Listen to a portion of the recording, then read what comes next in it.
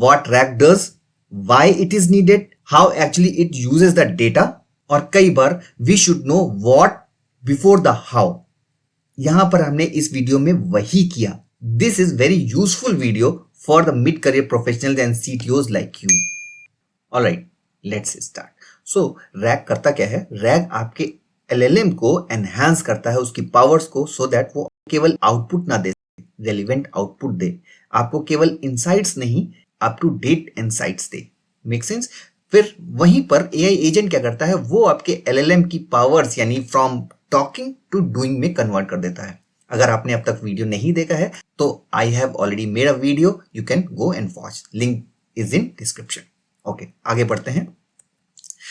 आपके केस में यानी टेलीकॉम में डेटा छोटा नहीं है, डेटा इतना ज्यादा है in the form of system logs, daily alarms, drive test logs, performance counters and so on.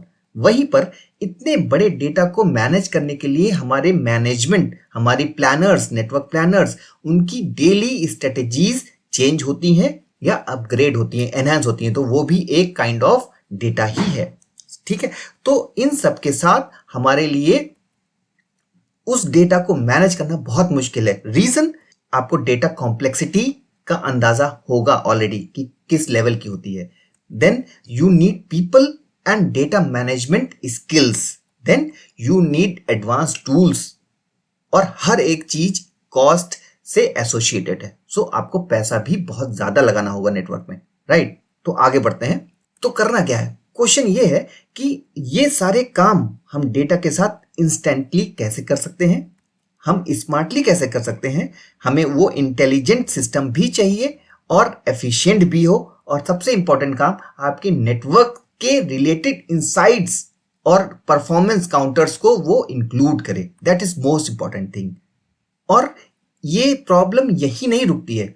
होता क्या है कि ये ईयर्स का डेटा है और डेली अपडेट हो रहा है. So management with a simple vanilla LLM is not at all possible. Let's see what traditional AI approaches can be taken. First, traditional AI approach, जहां पर हम क्या करेंगे कि हम अपने सारे डेटा को एक जगह इकट्ठा कर लेंगे, और जब भी हमारा कोई इनपुट क्वेरी होगा एआई एजेंट से, ठीक है, या एआई सिस्टम से, तो हम अपने पूरे डॉक्यूमेंट्स को स्कैन करेंगे, तब हम आउटपुट देंगे. लेकिन यहां पर एक प्रॉब्लम है, बड़ी प्रॉब्लम है. वो ये कि हमारी जो नेटवर्क डेटा है या डेली अपडेट्स जो आ रहे हैं ऑर्गेनाइजेशनल इनसाइट्स में, वो बहुत ज्यादा है और डेली चेंज हो रहा है. तो these can be a road blockers, और इससे होगा क्या, एफिशिएंसी बहुत डाउन जाएगी, बहुत स्लो प्रोसेस होगा. ठीक है, तो ये अप्रोच काम नहीं करेगी. Let's see another approach. Another traditional AI approach क्या हो सकती है कि हमारे पास जो डेली का डेटा आ रहा है, उस डेली का डेटा को हम रिव्यू करें, समराइज करें, इनसाइट्स निकालें, डिसीजन लें और आगे यूज करें उसको.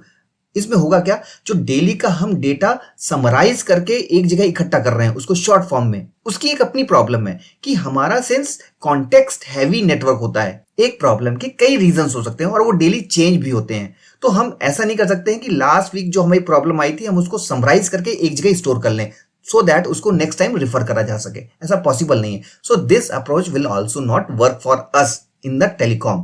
तो इन दोनों ही अप्रोचेस में हमें प्रॉब्लम क्या दिख रही है, एक इनएफिशिएंट है और एक कॉन्टेक्स्ट लूज कर दे रही है या एक्यूरेसी लूज कर रही है. ठीक है, तो टेलीकॉम में क्या प्रॉब्लम आ सकती है? अगर क्लाउड, जेमिनाई या चैट जीपीटी जैसे सिंपल मॉडल्स को यूज करें अपने नेटवर्क में, तो वो हमें क्या कर सकते हैं, कॉन्सेप्ट एक्सप्लेन कर सकते हैं, रीजंस भी दे सकते हैं, अच्छे आंसर्स को जनरेट कर सकते हैं. पर सबसे बड़ी प्रॉब्लम, वो हमारे नेटवर्क से रिलेटेड, नेटवर्क की रियल इनसाइट्स को मिस करेंगे क्योंकि वो जेनरिक आंसर्स देंगे. ठीक है, तो इस प्रॉब्लम को सॉल्व करने के लिए एक एग्जांपल लेते हैं. अगर एक स्टूडेंट एक ओपन बुक एग्जाम दे रहा है, तो उसको वो बुक्स यूज करने की अगर परमिशन है, तो वो क्या करेगा, जब भी कोई उसके सामने क्वेश्चन आएगा, what he will do, he will search the book and find the topic, then he will look at it कि टेक्निकल कॉन्सेप्ट्स क्या है, और वो अपना आंसर उस टॉपिक के बेसिस पे फटाफट से लिख देगा. है ना आसान? यही काम रैग करता है, जो कि हमारे रियल इनसाइट्स को भी इंक्लूड करेगा while giving you the output. ठीक है, नेक्स्ट. अभी हमने जाना रैग करता क्या है. ठीक है, अब हम ये देखेंगे कि रैक कैसे काम करता है। So RAG has 3 major components, 3 stages. First is retrieval, जहां पर हम इंफॉर्मेशन या कॉन्टेक्स्ट को निकालेंगे। सेकेंड इज ऑगमेंटेशन, जहां पर रिट्रीव डेटा के बेसिस पे एक ऑगमेंटेशन होगा नॉलेज का। फिर उसी नॉलेज को यूज करते हुए जनरेशन होगा एलएलएम के थ्रू। तो एलएलएम और ये 3 कंपोनेंट्स कैसे फिट होते हैं क्विकली देख लेते हैं।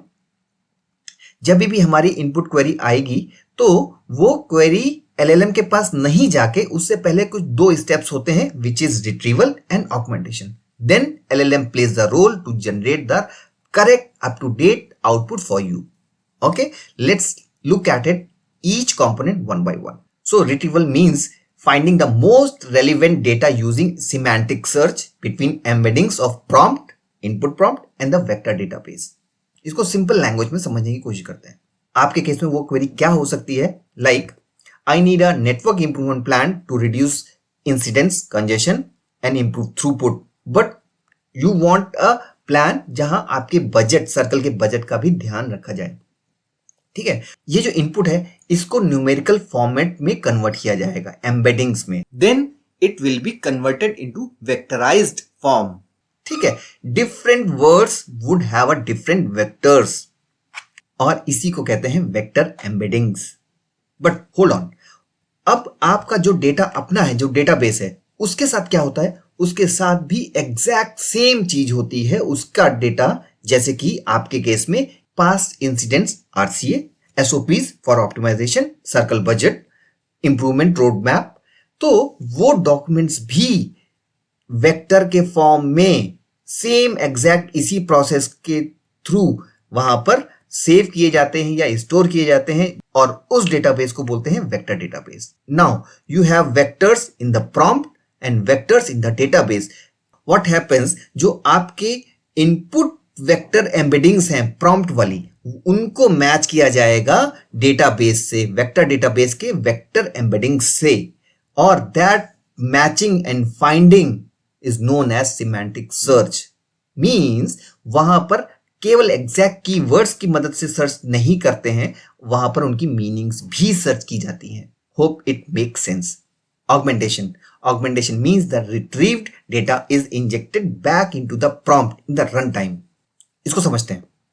जैसे आपके पास LLM है जो आप यूज कर रहे हो, वो LLM ऑलरेडी ट्रेन किया जा चुका है, वो उसकी नॉलेज पुरानी है, मीन्स ओल्ड नॉलेज पे ट्रेन किया गया है। ठीक है, सो जो आपने रिट्रीवल किया है अभी, वहां से क्या होता है, जो कॉन्टेक्स्ट निकाला गया है वेक्टर एम्बेडिंग्स को मैच करने के बाद, वही कॉन्टेक्स्ट प्रॉम्प्ट के साथ इस LLM के पास आ जाता है। ये ऑगमेंटेड नॉलेज बहुत इंपॉर्टेंट है, क्योंकि जो हमारा LLM है उसकी नॉलेज टाइम के साथ पुरानी और इररेलेवेंट होती जाती है। सो ये न्यू नॉलेज ही है जिसकी मदद से आपका LLM आपको अप टू डेट आउटपुट देता है। इसके बेनिफिट्स क्या है कि जो आपका LLM है उसको बार बार रीट्रेन या मॉडिफाई करने की जरूरत नहीं पड़ेगी और जिससे कॉस्ट भी बचेगी। ऑगमेंटेड नॉलेज कहां से आई है, ये वही है जो वेक्टर डेटाबेस में सेव किया था और ये वहीं से ऑगमेंटेड नॉलेज निकल के आई है। Third, generation. सो जनरेशन का मतलब ये है कि जो LLM है उसके पास अपनी ओल्ड नॉलेज तो है ही, और ये जो नई ऑगमेंटेड नॉलेज है इसकी मदद से एक आपको अप टू डेट आपके नेटवर्क के लिए कस्टमाइज्ड आउटपुट देगा ये LLM। और यही फायदा है हमारे पूरे रैक का। आपके लिए वही इनपुट क्वेरी जिसमें हमने बोला था I need a network improvement plan to reduce incidence, congestion, improve throughput and all that. So आपके केस में आउटपुट कैसा होगा, वो इस तरह का आउटपुट होगा। जब आप देखोगे उसको तो वो आपको नेटवर्क इंप्रूवमेंट प्लान देगा, but according to the budget. आपको रिडंडेंसी इंप्रूव करने को बोलेगा क्योंकि you already have given a RCA and past incidents data. आपको थ्रूपुट इंप्रूवमेंट प्लान देगा क्योंकि कंपनी के रोड मैप में वो ऑलरेडी है प्रायोरिटी लिस्ट में। आपको कंजेशन रिडक्शन प्लान भी देगा क्योंकि एसओपीज फॉर ऑप्टिमाइजेशन, इस तरह की एक्टिविटीज ऑलरेडी आपने इंक्लूड कर रखी है वेक्टर डेटाबेस में। Alright, so in simple terms rack को हम क्या बोल सकते हैं कि जब भी हमारा इनपुट प्रॉम्प्ट आएगा वो कन्वर्ट होगा इनपुट वेक्टर में and that will go to vector database जहां पर सिमेंटिक सर्च की मदद से रिट्रीवल होगा.